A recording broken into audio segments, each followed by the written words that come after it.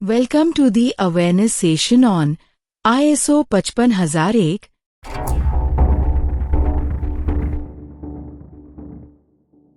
Asset management system का परिचय। ISO का पूर्ण रूप है international organisation for standardisation. ISO 55001 2024 एक अंतर्राष्ट्रीय मानक है जो एसेट मैनेजमेंट सिस्टम से संबंधित है।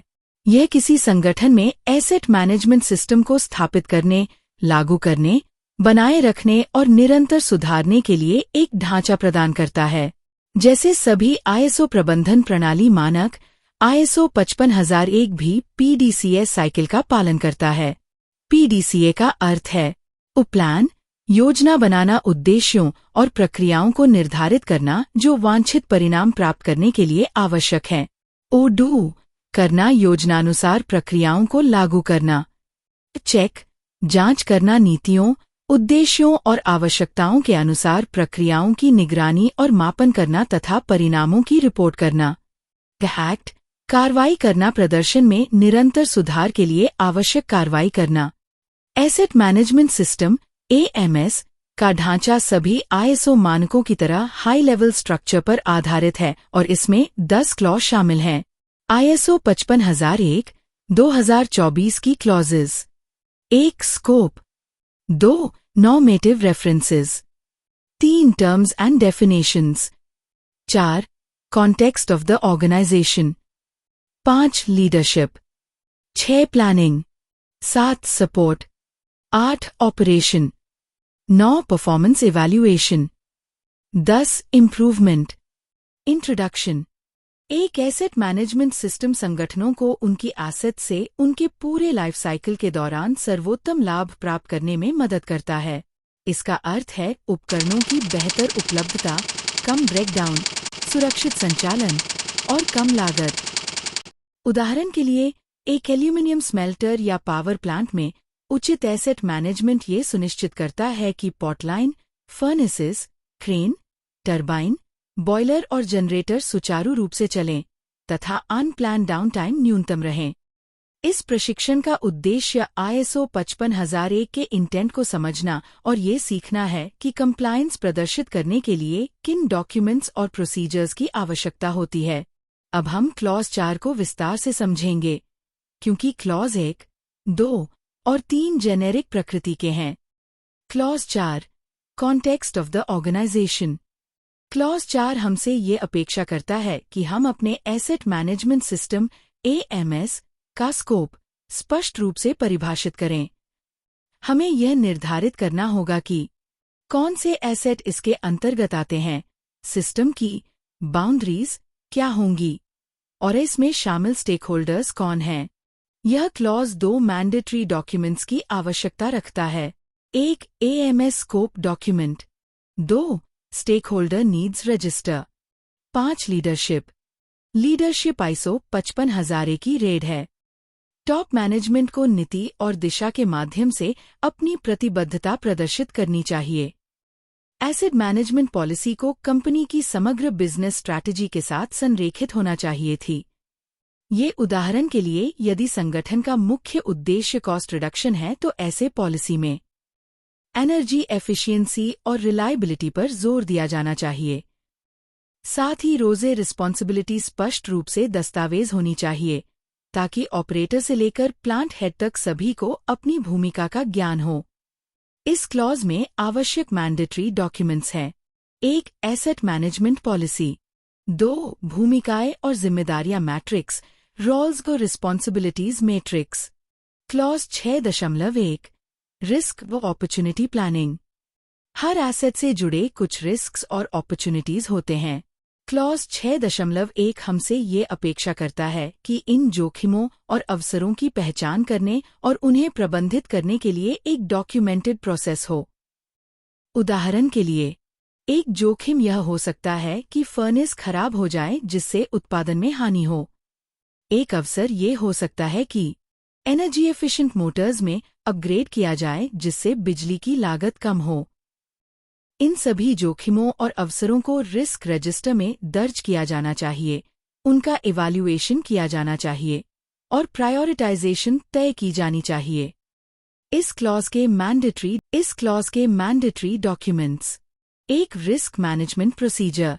2. Risk register.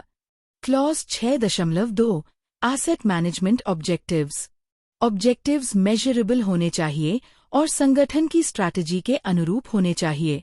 ये उद्देश्य सेफ्टी, परफॉर्मेंस, कॉस्ट या सस्टेनेबिलिटी से संबंधित हो सकते हैं। उदाहरण के लिए 12 महीनों में अनप्लान डाउनटाइम को 10% तक कम करना, प्रति टन मेंटेनेंस कॉस्ट को 5% तक घटाना। इन ऑब्जेक्टिव्स को डॉक्यूमेंटेड किया जाना चाहिए, नियमित रूप से ट्रैक और रिव्यूड किया जाना चाहिए। Mandatory documents: 1. Asset management objectives register. 2. Objective tracking records. Clause 6.3 planning actions. केवल उद्देश्य तय करना पर्याप्त नहीं है, हमें यह भी योजना बनानी होती है कि उन्हें कैसे प्राप्त किया जाए। इसमें विस्तृत एक्शन प्लान तैयार करना शामिल है, जिसमें टाइमलाइन, बजट और रिस्पॉन्सिबिलिटीज स्पष्ट रूप से परिभाषित हों। उदाहरण के लिए, यदि लक्ष्य ब्रेकडाउन कम करना है, तो एक्शन प्लान में निम्नलिखित शामिल हो सकते हैं: 1. Predictive maintenance. 2. Operator training. 3. Spare parts availability. Mandatory documents: action plans और वर्क प्रोग्राम्स। क्लॉज 7.2 रिसोर्सेज और कॉम्पिटेंस। क्लॉज 7 मुख्य रूप से रिसोर्सेज और कॉम्पिटेंस पर केंद्रित है। हमें यह सुनिश्चित करना चाहिए कि संगठन के पास पर्याप्त मैन पावर, फाइनेंस और इंफ्रास्ट्रक्चर उपलब्ध हों ताकि एसेट मैनेजमेंट सिस्टम प्रभावी रूप से संचालित हो सके। साथ ही यह भी आवश्यक है कि सभी कर्मचारी अपने कार्यों के लिए योग्य कॉम्पिटेंट हों। उदाहरण के लिए, क्रेन ऑपरेटर्स को सर्टिफाइड होना चाहिए और मेंटेनेंस टेक्नीशियंस को इलेक्ट्रिकल सेफ्टी में प्रशिक्षित होना चाहिए। सभी ट्रेनिंग रिकॉर्ड्स और कॉम्पिटेंस इवैल्यूएशंस को डॉक्यूमेंटेड किया जाना चाहिए। Mandatory documents: 1. Training matrix. 2. Competence records. Clause 7.3 और 7.4 अवेयरनेस और कम्युनिकेशन। सभी कर्मचारियों को एसेट मैनेजमेंट पॉलिसी और उसमें अपनी रोल्स की पूरी जानकारी होनी चाहिए। कम्युनिकेशन 2 दिशाओं में होना चाहिए: management to workforce to management. उदाहरण के लिए, ए.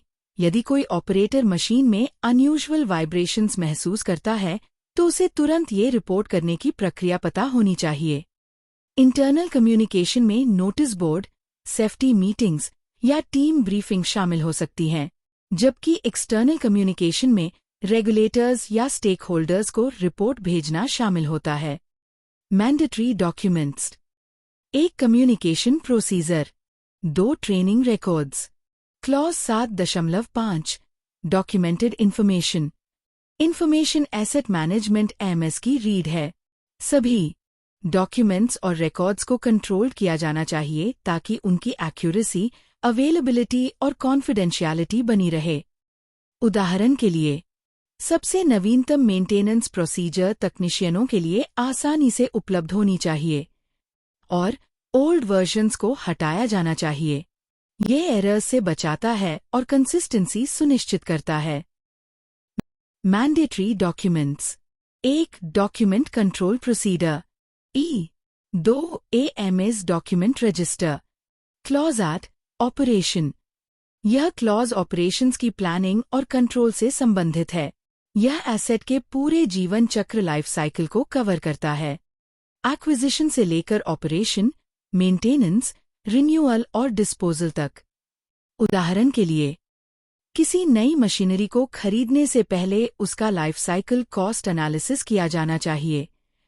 चेंज मैनेजमेंट भी अत्यंत महत्वपूर्ण है, जैसे यदि किसी पाइपलाइन मॉडिफिकेशन किया जा रहा है तो उसे अप्रूवल प्रोसेस के अनुसार ही किया जाना चाहिए।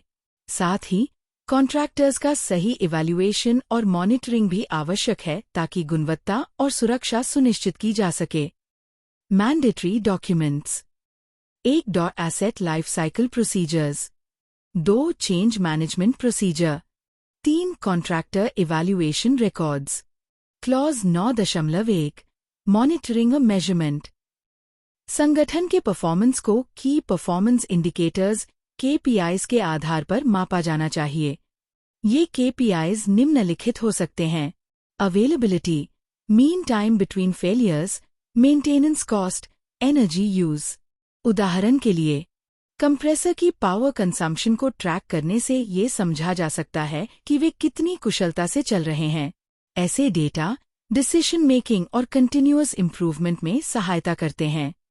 Mandatory documents: 1. KPI monitoring plan, 2. Asset performance reports. Clause 9.2 internal audit. Internal audit ये सुनिश्चित करता है कि एसेट मैनेजमेंट सिस्टम AMS योजना के अनुसार कार्य कर रहा है। ऑडिटर्स ये जांचते हैं कि पॉलिसीज, ऑब्जेक्टिव्स और प्रोसीजर्स सही ढंग से लागू हो रही हैं या नहीं। उदाहरण के लिए, यदि प्रक्रिया में लिखा है कि मोटर्स के लिए मंथली वाइब्रेशन एनालिसिस किया जाना चाहिए, तो ऑडिटर यह सत्यापित करेगा कि उसके रिकॉर्ड वास्तव में उपलब्ध हैं या नहीं। ऑडिट में मिली सभी फाइंडिंग्स को दर्ज किया जाना चाहिए और उन पर करेक्टिव एक्शंस की ट्रैकिंग की जानी चाहिए। Mandatory documents: 1. Internal audit procedure, 2. Audit reports और records. Clause 9.3 management review. Top management को समय समय पर एसेट मैनेजमेंट MS की समीक्षा करनी चाहिए ताकि ये सुनिश्चित किया जा सके कि ये प्रभावी बना हुआ है और ऑर्गेनाइजेशनल स्ट्रैटेजी के अनुरूप है। उदाहरण के लिए, रिव्यू मीटिंग के दौरान प्रबंधन को निम्नलिखित बिंदुओं पर ध्यान देना चाहिए: asset performance trends, compliance status, resource needs. सभी मीटिंग मिनट्स को डॉक्यूमेंटेड करना आवश्यक है ताकि समीक्षा का एविडेंस मौजूद रहे। Mandatory documents: 1. Management review procedure, 2. Review meeting minutes. Clause 10 improvement. ISO 55001 का एक महत्वपूर्ण सिद्धांत है निरंतर सुधार, कंटिन्यूअल इम्प्रूवमेंट। संगठन को यह सुनिश्चित करना चाहिए कि नॉन कन्फॉर्मिटीज समय पर पहचानी जाए, उनका करेक्शन किया जाए और उनसे सीखे गए सबक को लागू किया जाए। उदाहरण के लिए, यदि किसी क्रिटिकल पंप की विफलता गलत पुअर ल्यूब्रिकेशन के कारण होती है, तो करेक्टिव एक्शन में शामिल हो सकता है। नया मेंटेनेंस शेड्यूल तैयार करना और ऑपरेटर ट्रेनिंग आयोजित करना। इम्प्रूवमेंट रजिस्टर इन सभी कार्यों को ट्रैक करने और ये सुनिश्चित करने में मदद करता है कि सुधारात्मक कदम वास्तव में लागू किए गए हैं। Mandatory documents: 1. Non conformity corrective action procedure, 2. Improvement register. यह प्रशिक्षण ISO 55001 एसेट मैनेजमेंट सिस्टम पर आधारित सत्र का समापन है। हमें आशा है कि इस प्रशिक्षण के माध्यम से आपने ये समझा होगा कि कैसे इस सिस्टम को प्रभावी रूप से इम्प्लीमेंट करके अपने संगठन के परफॉर्मेंस को बेहतर बनाया जा सकता है। याद रखिए, एसेट मैनेजमेंट केवल मशीनों के रखरखाव तक सीमित नहीं है, बल्कि यह रिलायबिलिटी, एफिशिएंसी और वैल्यू क्रिएशन सुनिश्चित करने की एक निरंतर प्रक्रिया है। सीखते रहिए, सुधारते रहिए और ISO 55001 के माध्यम से एक्सीलेंस की दिशा में आगे बढ़ते रहिए। If you want videos like this or need customized videos for your standard work instructions or training videos on any topic for your workplace, please connect with us. Email ssh2025@gmail.com. Scan the QR code below to send us an email directly.